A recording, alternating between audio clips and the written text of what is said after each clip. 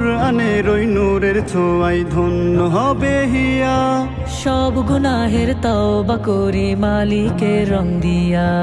কুরআনের ওই নূরের ছোঁয়ায় ধন্য হবে হিয়া। সব গুনাহের তওবা করি মালিকের রং দিয়া।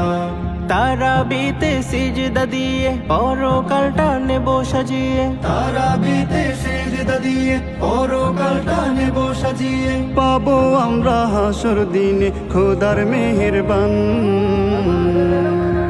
আহলান সাহলান আহলান সাহলান আহলান সাহলান মাহে রমাদান।